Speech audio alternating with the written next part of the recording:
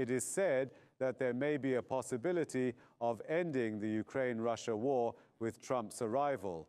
It is said that if Putin and Trump can come to an agreement, if they do, and if the movement goes in this direction, Putin may want to end this war by making some concessions and winning a lot. But at the same time, it is also said that there is a great deal of speculation that his support, particularly American support, is at risk of being lost. Even before Trump took office, he had already uttered derogatory remarks about Zelensky, such as calling him a shrewd businessman who takes advantage of us every time he visits.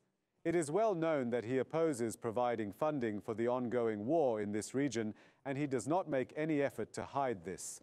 However, when it comes to who is raising concerns in this regard, it has been reported that Germany and France are particularly worried about withholding weapons, resources, and financial assistance from Ukraine.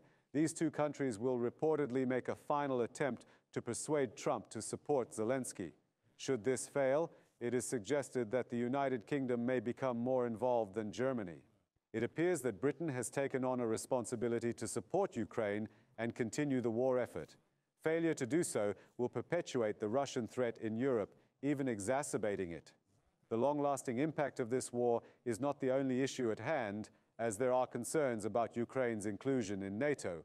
It is implied, albeit indirectly, that Ukraine becoming a NATO member is of utmost importance. In addition, it is noteworthy that North Korea has been making notable noise since the initiation of this conflict.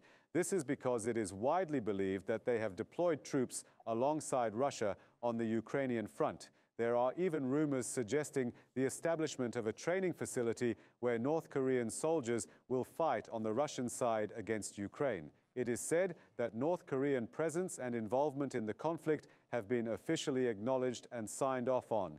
We will have to wait and see how events unfold. The United States is planning a presidential election to replace Ukrainian President Volodymyr Zelensky. This claim comes from Russia's Foreign Intelligence Service.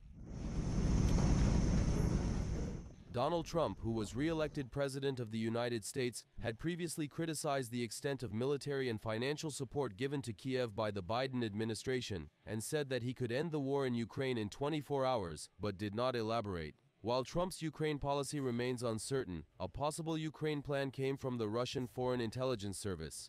In a statement, it was claimed that Washington is working on options to change the Ukrainian government.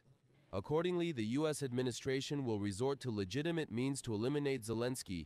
In 2025, the option of holding presidential and parliamentary elections in Ukraine will be discussed. The candidates will be chosen by the United States. The European Union continues to support Ukraine. EU High Commissioner for Foreign Affairs Josep Borrell traveled to Kiev for the 5th time since the start of the Russian-Ukrainian war to express solidarity with Ukraine. He said that the European Union aims to reach 75,000 Ukrainian soldiers trained by the end of the crisis. Germany, on the other hand, warned against the U.S. policy on Ukraine. German Defense Minister Boris Pistorius said that if Ukraine cannot regain its lost territories and become a NATO member, it could become a permanent source of conflict in Europe. The Trump administration, which takes office on January 6th, must be prepared for this scenario, he said. Britain and France, on the other hand, have mobilized to prevent Trump from cutting aid to Ukraine. British Prime Minister Keir Starmer and French President Emmanuel Macron will make a last-ditch attempt to persuade Trump on Ukraine, The Telegraph reported. The military cooperation agreement signed by Russia and North Korea in June has now been officially passed into law by the Pyongyang government.